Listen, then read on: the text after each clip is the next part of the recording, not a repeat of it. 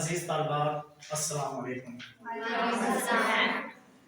میں ہوں دلاور علی۔ آج ہم بات کریں گے پرچہ اردو برائے جماعت نام کی، کیونکہ عموماً بچوں کی شکایت ہوتی ہے کہ ہمارے اردو میں نمبر کم آتے ہیں۔ اس شکایت کا ازالہ کرنے کے لیے ہم آج بورڈ کا پیٹرن آپ کو سمجھائیں گے۔ تو شروع کرتے ہیں۔ پہلا سوال ہوتا ہے معروضی سوالات۔ معروضی سوالات 15 سوالات ہوں گے جو کہ حصہ نثر سے، نظم سے اور غزل اور گرامر سے ہوتے ہیں۔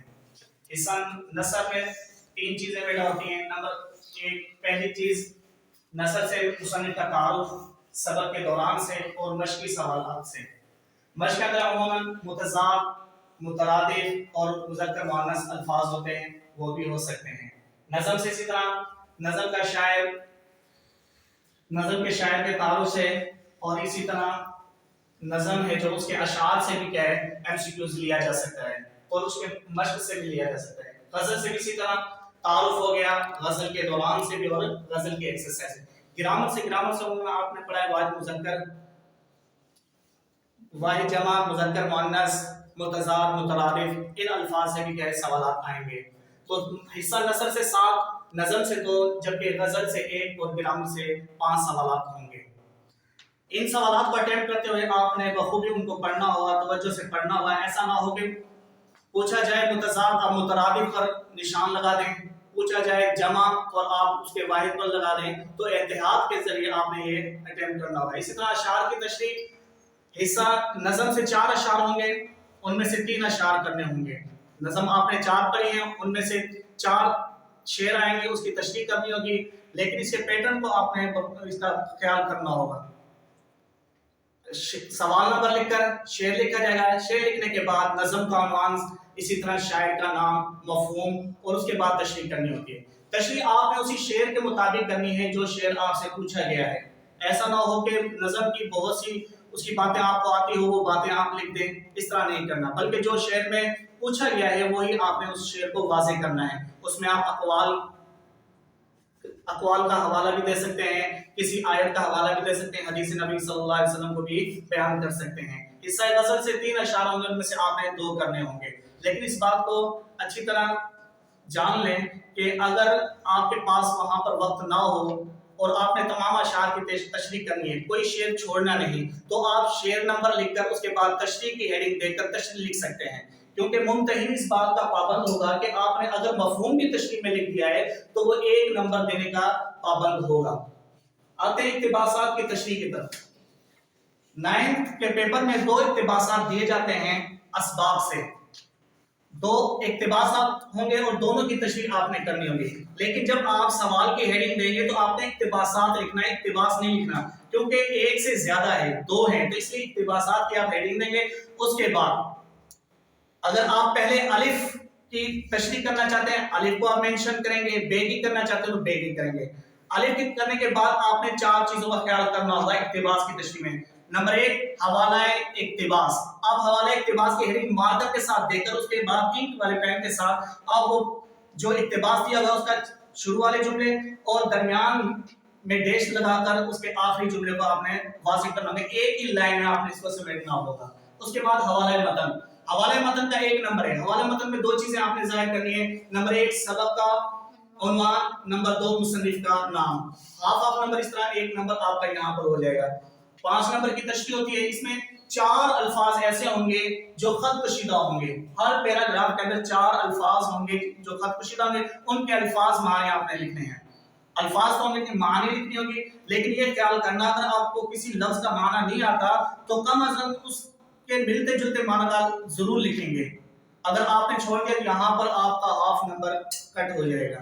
اسی طرح تشریح 2 نمبر کی ہوگی، تو آپ نے خود ہی اس ترتیب کا بھی خیال کرنا ہے کہ پہلے ہم نے حوالہ اقتباس لکھنا ہے، اس کے بعد حوالہ متن، پھر تشریح کرنی ہے۔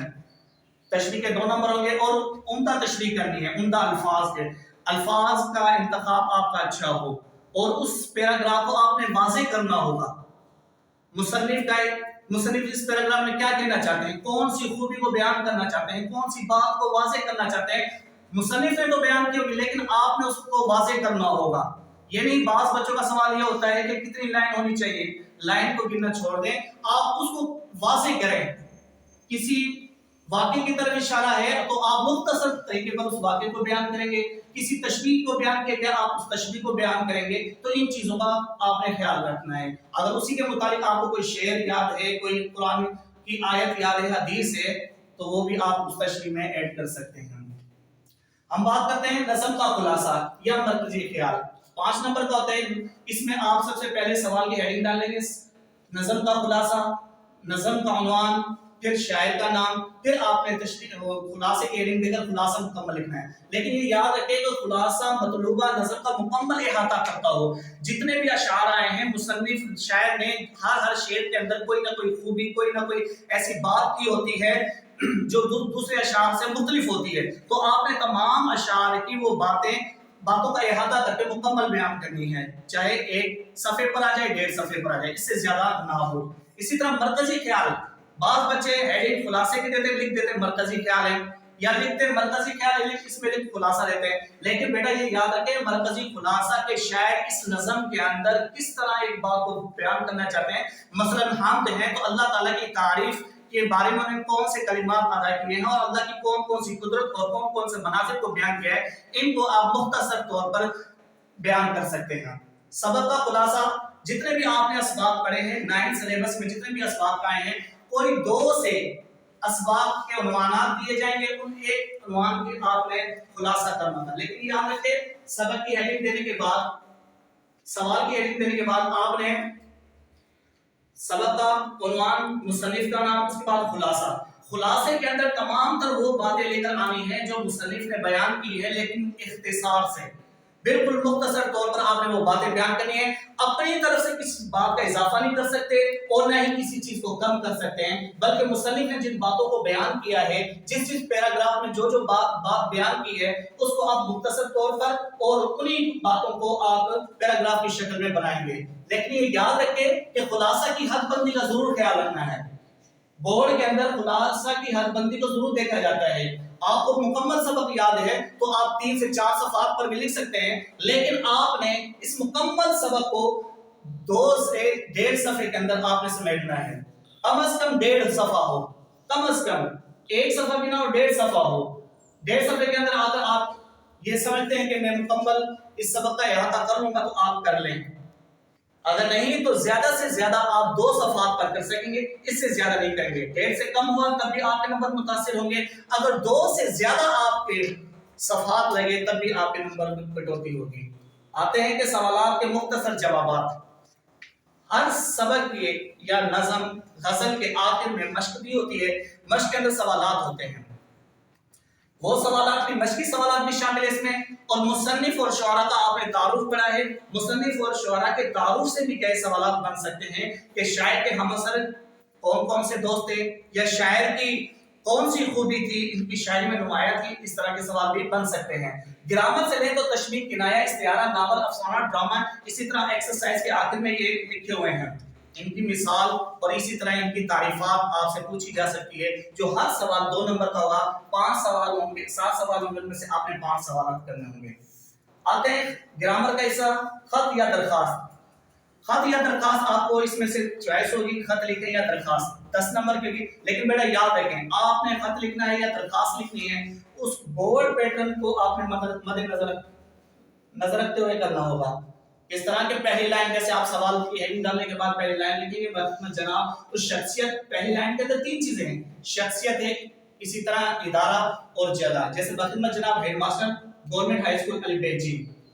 उसके बाद दूसरी लाइन आ जाती है उन्वान की, तीसरी लाइन आ जाती है जनाब आली की, उसको अल्ताफ देने की, फिर अदब से, निहायत अदब से गुजारिश है, फिर मुकम्मल दरखास्त का मज़मून लिखने के बाद आपकी नवाजिश होगी, दरखास्त गुजार आपका शागिर्द अलीबेग। तो इन बहुत सी 5-6 पॉइंट्स ऐसे हैं कि जिनके नंबर, हर लाइन का एक नंबर है। अगर आपने वो लाइन छोड़ दी या लाइन को आगे पीछे उसकी तरतीब को बिगड़ा है तो आपके नंबर कट जाएंगे। इसी तरह मुकालमा और कहानी, इसमें से आपकी चॉइस हुई। मुकालमा और कहानी का आपने ख्याल रखना है कि सवाल की हेडिंग देने के बाद आपने मुकालमे का पहला इब्तदाई मंजर लिखना है कि डॉक्टर और मरीज के दरमियान किस तरह गुफ्तगू का आगाज होता है और किस तरह क्या है वो मरीज उसकी क्लिनिक में दाखिल होता है। कहानी की आपने देख के मुकम्मल कहानी लिखने के बाद उसका अनवान जरूर लिखिएगा, क्योंकि मुकम्मल कहानी तो 4 नंबर की है, लेकिन उसका जो अखलाकी सबक है जिसका नतीजा भी कहते हैं वो 1 नंबर का है। तो आपने कहानी 1 सफ़े या 1.5 सफ़े पर मुकम्मल करनी है, इससे ज्यादा नहीं ले सकते। जुमलों की तकमील और दुरुस्ती, जुमले आपने पढ़े होंगे फाइल इंशा के अंदर, मुहावरा, ज़रबुल अमसाल, इसी तरह ने और को का इस्तेमाल आपने पढ़ा फेल फाइल की मुताबिकत के हवाले से, और बाद जो मशकी जुमले हैं जो एक्सरसाइज के दौरान सबक के दौरान गुजरे हैं वहां से भी जुमले लिए जा सकते हैं। तो इन तमाम चीजों को फॉलो करके आप अपने उम्दा नंबर ले सकते हैं, शानदार नंबरों के साथ पास हो सकते हैं, लेकिन इसमें से आपने कोई छोड़ना नहीं है। यही आपसे दरख्वास्त।